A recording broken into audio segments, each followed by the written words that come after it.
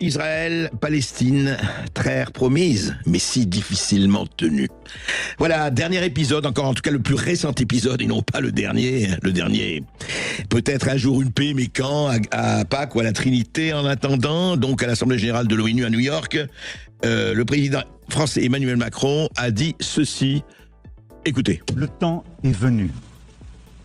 C'est pourquoi, fidèle à l'engagement historique de mon pays au Proche-Orient, pour la paix entre le peuple israélien et le peuple palestinien, je déclare que la France reconnaît aujourd'hui l'État de Palestine. Voilà, la France reconnaît aujourd'hui l'État de Palestine, donc officiellement, de façon, voilà, engagement au Proche-Orient, peuple israélien, peuple palestinien.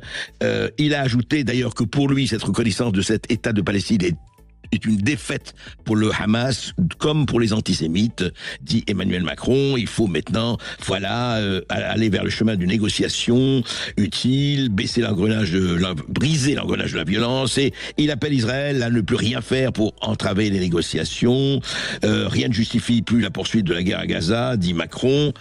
Alors, est-ce que, effectivement, ça ouvre une porte, ça enferme? Qu'est-ce qui peut se passer?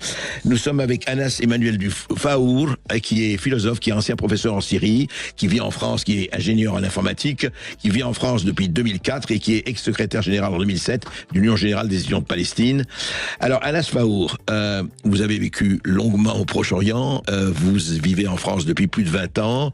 Est-ce que vous considérez, soyons très précis, que cette déclaration d'Emmanuel Macron, cette reconnaissance officielle par la France d'un État de Palestine, de l'État de Palestine, ouvre une porte, ferme une porte, pour vous, ça représente quoi?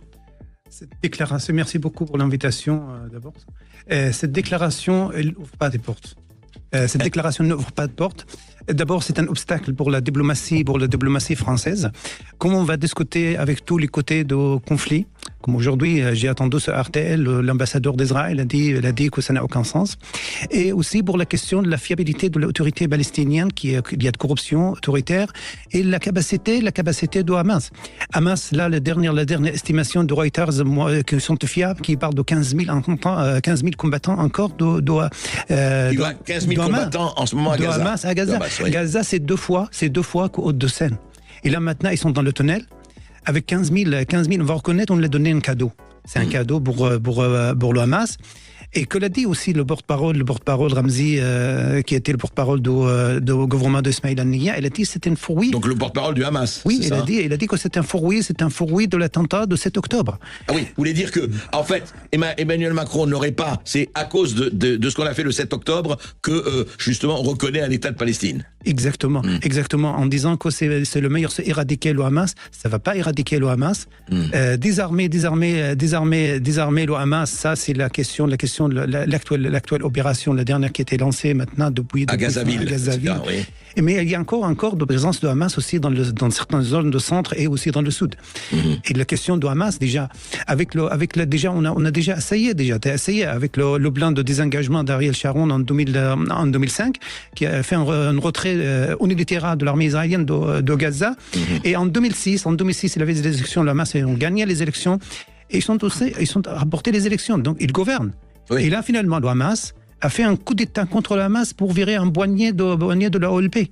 C'est-à-dire faire des massacres contre vous voulez dire que le Hamas, en 2005-2006, mais ils avaient gagné les élections, ou c'est pour ça qu'ils ont... Pourquoi il y a eu cet conflit entre le Hamas et l'autorité palestinienne à l'époque? Parce que le Hamas, il ne reconnaît pas, il ne veut pas faire partie de l'OLP.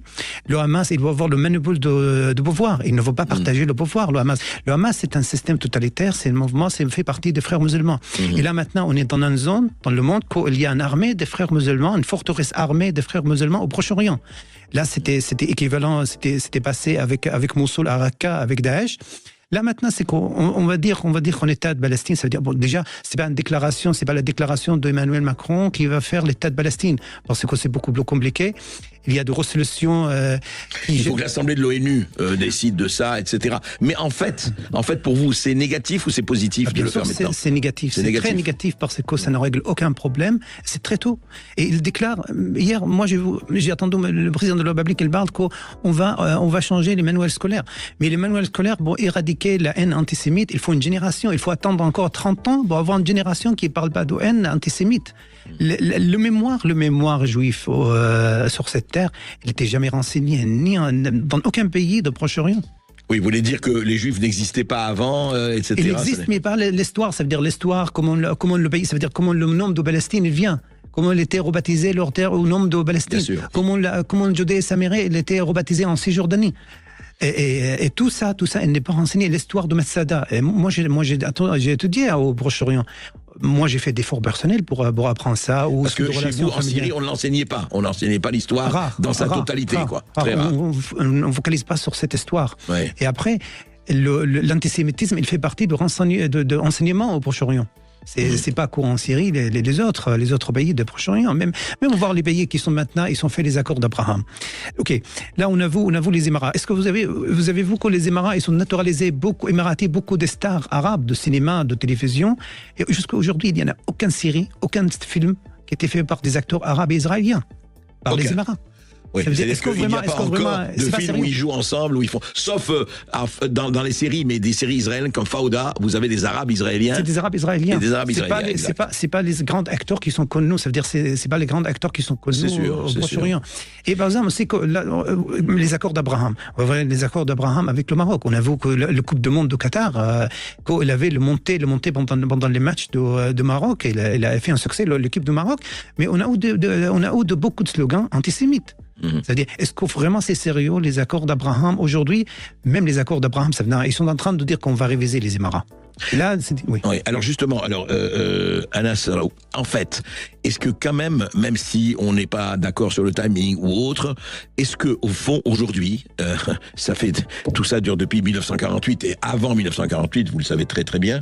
Mais est-ce qu'on peut envisager, est-ce que ce n'est pas quand même une avancée, comme on dit un certain nombre de gens, de Alain Finkielkraut, ailleurs à la télévision ici en France, est-ce qu'il ne faut pas un jour espérer une solution à deux États?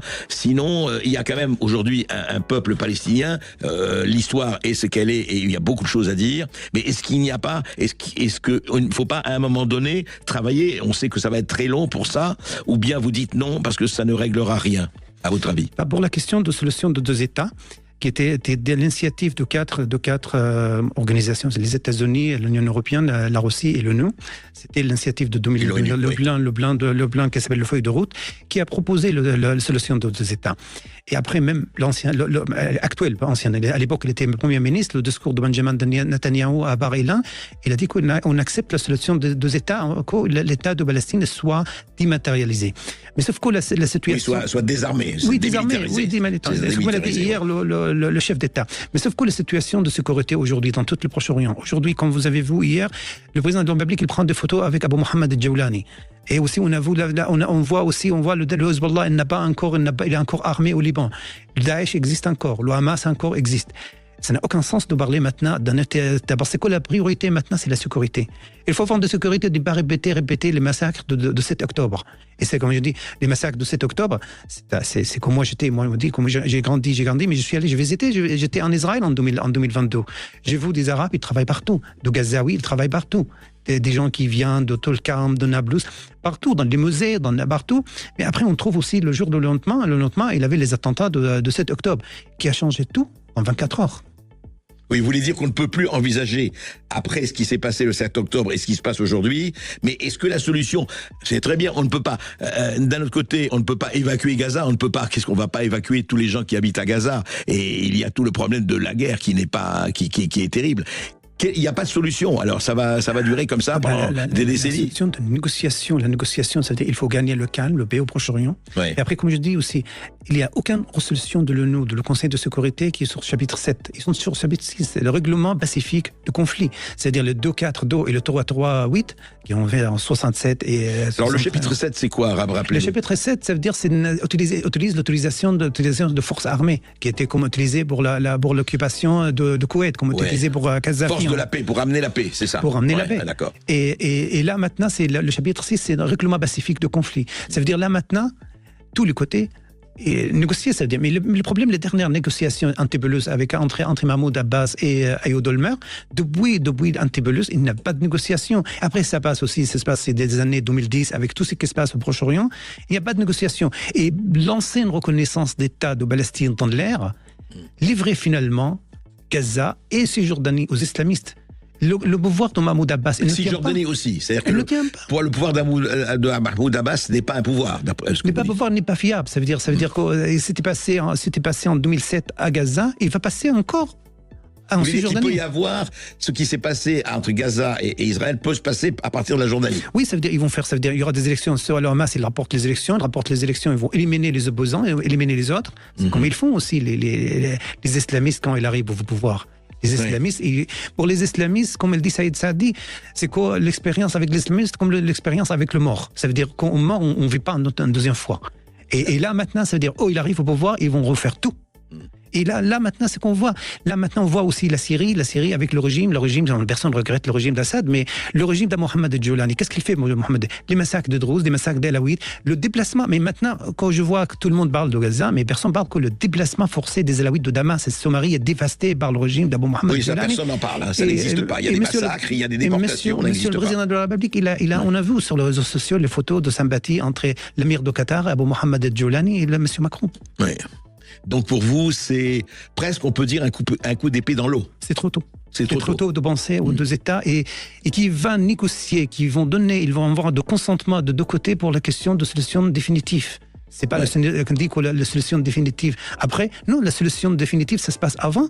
Il faut parler. Mais je rappelle que l'ancien premier ministre israélien Ehud Barak, il a proposé un État.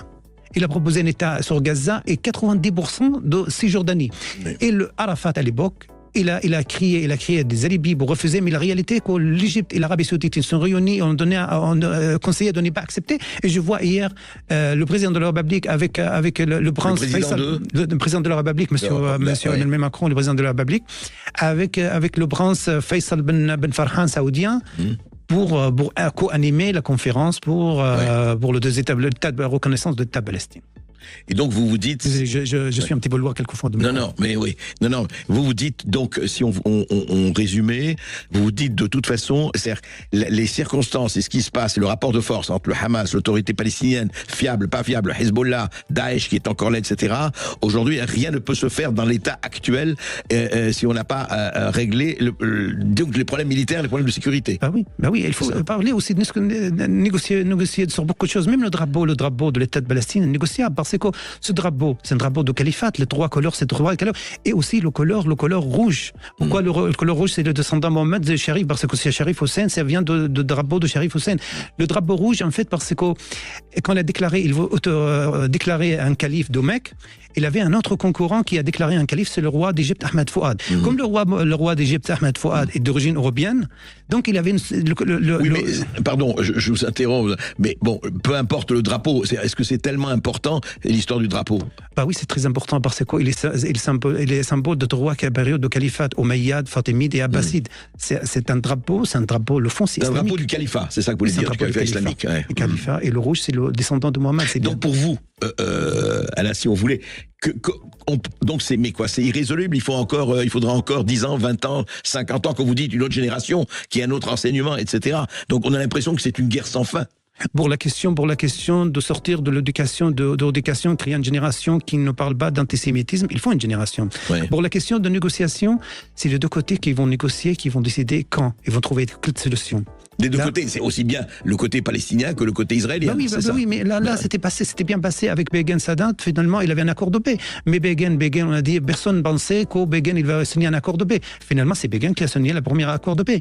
Personne n'a imaginé que Shamir, elle ne va pas accepter. Et finalement, c'est Shamir qui était allé à la conférence de Madrid. Oui. Donc, finalement, la négociation, c'est la solution. Et qui va négocier? C'est-à-dire, déjà, monsieur François Hollande, il a dit, ce n'est pas la société internationale qui va décider pour les Israéliens et les Palestiniens, c'est plutôt eux qui vont décider ensemble. Bien sûr, c'est à eux de décider, ce n'est pas les autres, effectivement. Mais c'est des négociations, mais d'abord, il faut la paix et le calme. Et le calme, là maintenant, l'utilisation de force contre le Hamas est justifiée parce qu'il n'y a pas d'autre solution.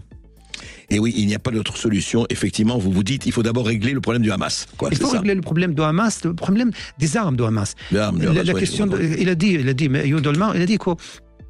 La mentalité, la théorie des frères musulmans du Hamas, il ne peut pas sortir. Ça vient rester. Mais avoir des armes dans les mains, non. Anas Emmanuel Faour, je répète que vous êtes philosophe, vous êtes ingénieur en informatique. Voilà un problème, effectivement, vous l'avez posé, vous avez votre opinion et votre interprétation. Ce qui est incontestable, c'est que ce n'est pas demain qu'on va avoir la paix, et on peut se demander si, effectivement, ces déclarations de principe font avancer la paix, ou au contraire, nourrissent la flamme. Et c'est vraiment un problème. Parce que si on considère que le 7 octobre a fait avancer la paix, ce serait quand même une drôle d'hypothèse, et il faut arrêter aussi ce qui se passe à Gaza, c'est pas possible. Mais vraiment, nous parlons d'ici, à Paris, dans la paix, en tout cas relative. Mais là-bas, c'est la mort et la violence qui règnent, et ça va être long.